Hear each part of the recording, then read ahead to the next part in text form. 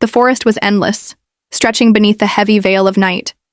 Its trees stood like towering walls, their branches twisting together until the moon itself could barely pierce through.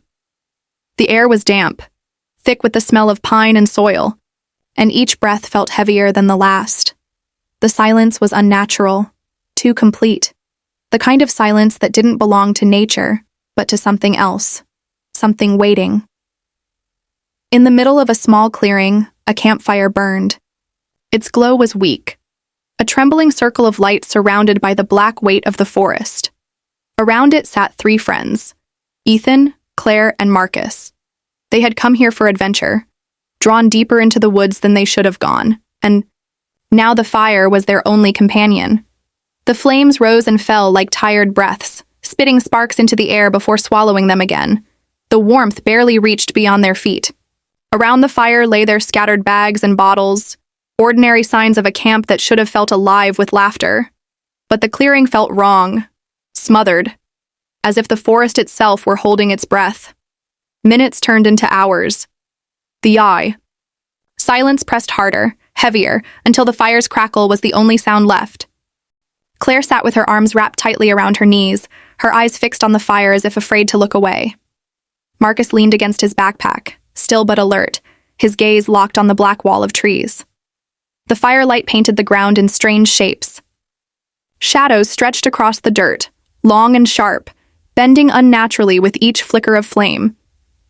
At first it seemed like a trick of the eye, but then Ethan saw it clearly. There were 4 shadows, 3 friends, 4 shadows. The 4th was wrong, crooked, bent, its head tilted at an angle that no human body could match. And unlike the others, it didn't move when they did. It just remained, fixed and grinning. A shiver ran through the clearing. The air grew colder, their breaths now visible in thin, ghostly clouds. From the trees came the faint sound of movement, a slow shuffle, dragging across the soil. It circled the clearing, never entering, always staying just beyond the fires. Reach. The sound stopped whenever the flames flared, only to begin again when the light dimmed. The ground beneath them bore the scars of many fires before this one, old, blackened rings etched into the soil. The realization crept into their minds like a sickness. This clearing had been used before. Others had sat here. Others had burned their fires. And perhaps others had left their shadows behind. The fire sputtered, its strength fading.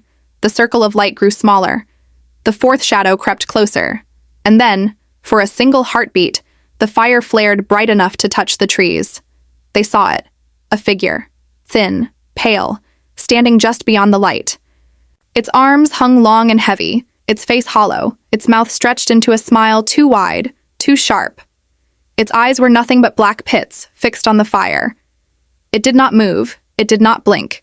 It only stood, watching. The flames dimmed again, as if afraid of what they had revealed. The figure vanished, swallowed by the dark. But the 4th shadow remained, clearer than ever, stretching long across the dirt. Whispers began to rise. Not from the trees, not from the wind, but from the ground itself.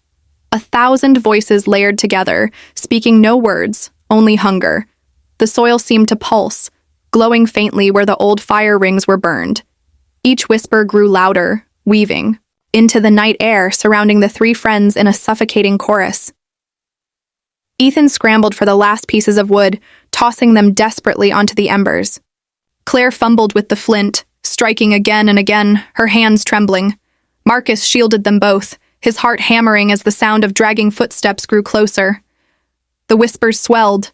The 4th shadow rose taller, bending, reaching. The fire gasped one final time, then caught. Flame burst upward, bright and furious, roaring higher than before. The darkness recoiled, shadows ripping backward into the trees. The whispers turned to screams, furious and broken, echoing through the forest before vanishing into silence. The clearing was still again. The fire burned strong. Ethan collapsed to the ground, gasping. Claire buried her face in her arms, tears streaking down her skin. Marcus sat frozen, staring at the trees, half expecting the figure to return. But the forest was quiet once more. Dawn came slowly, the sunlight breaking through the canopy in trembling shafts of gold. Birds sang as though nothing had happened. Their camp looked ordinary, untouched, almost safe. But burned into the soil was a new ring of black. Fresh, darker than the rest. Another scar added to the earth. Proof that the fire had burned. Proof that they had survived. The three friends packed in silence. None spoke of the fourth shadow. None dared mention the figure in the trees. They left the clearing quickly, never looking back. But deep in the forest, beyond the reach of sunlight, something still lingered, watching, waiting. And when the next fire is lit, there will always be one more shadow than there should be.